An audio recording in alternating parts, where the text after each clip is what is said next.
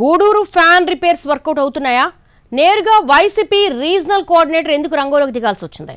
ఆయన మీటింగ్ పెట్టినా మార్పు వచ్చిందా లేక ఇలాంటివి చాలా చూసాం అన్నట్టుగా ఉంటున్నారా? ఇంతకీ సమస్య ఎక్కడొచ్చింది? పార్టీ అధ్యక్షుడు స్వయంగా దూతను ఎందుకు పంపాల్సి వచ్చింది? Simhapuri fan repair work start అయింది. పని చేయలేని నేతలను పక్కన పెట్టి పనికొచ్చే వారికి ప్రాధాన్యత ఇచ్చే ప్రోగ్రాం మొదలైందట. గూడూరు ఇన్ఛార్జి మార్పు కూడా ఇందులో భాగమేనని అంటున్నారు. అయితే తమకు మాట మాత్రం చెప్పకుండా కొత్త ఇన్ఛార్జి నియమించడంపై నియోజకవర్గానికి చెందిన కీలక నేతలు అధిష్టానంపై గురుగా ఉన్నారు. నల్లపరెడ్డి ప్రసన్నకుమార్ రెడ్డి వర్గంతో పాటు కీలక నేతలు పార్టీ కార్యక్రమాలకు డుమ్మా కొడుతూ వచ్చారు. మండల నాయకులతో జిల్లా అధ్యక్షుడు కాకాని గోవర్ధన్ రెడ్డి సమావేశమైన పరిస్థితిలో మార్పు లేదు. దీంతో విషయాన్ని సీరియస్గా తీసుకున్న హైకమాండ్ రీజనల్ కోఆర్డినేటర్ మిథున్ రెడ్డిని పంపిందట. గూడూరు నియోజకవర్గంలోని మండల అధ్యక్షులు కీలక నేతలతో పాటు నేదురుమల్లి రామ్కుమార్ రెడ్డి జిల్లా అధ్యక్షుడు కాకానిని కలిపి మిథున్ రెడ్డి ప్రత్యేకంగా మీటింగ్ పెట్టారు. అధినేత నిర్ణయంతో విభేదించడానికున్న కారణాల గురించి ఆరా తీసినట్టుగా సమాచారం. అయితే తనకు ఎలాంటి అభ్యంతరాలు లేవని రామ్కుమార్ రెడ్డి మిథున్ రెడ్డితో చెప్పినట్టుగా తెలిసిందే. ఇక మండల అధ్యక్షులతో మాట్లాడినప్పుడు తమకు మాట మాత్రం చెప్పకుండా ఇన్ఛార్జిని ప్రకటించడాన్ని ప్రస్తావించారట. దీర్ఘకాలంగా తాము పార్టీలో ఉన్నామని ఆ మాత్రం గౌరవం ఇవ్వరా అని అడిగినట్టుగా తెలిసిందే. అందరి మాటలు విన్న మిథున్ రెడ్డి పార్టీ అభిప్రాయాన్ని వారికి చెప్పారట. 2014-2019 ఎన్నికల సమయంలో వైసీపీ తరపున పాసం సునీల్ వరప్రసాద్ పోటీ చేశారు.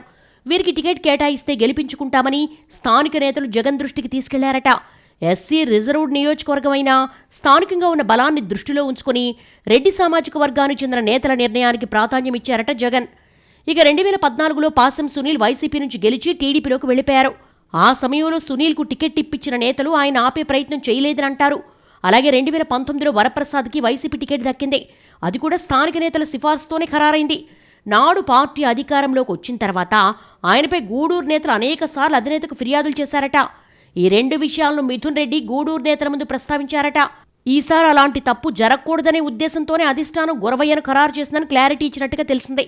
ఈసారి స్వయంగా పార్టీ అధ్యక్షుడే అభ్యర్థిని ఖరారు చేశారన్న విషయాన్ని మీటింగ్లో స్పష్టం చేశారట.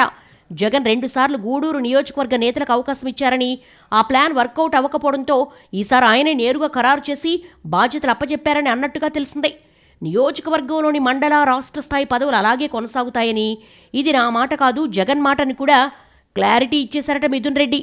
అనంతరం కోవూరు మాజీ ఎమ్మెల్యే ప్రసన్నకుమార్ రెడ్డి ఇంటికి వెళ్లిన మిథున్ ఆయనతో సుదీర్ఘంగా చర్చించారు.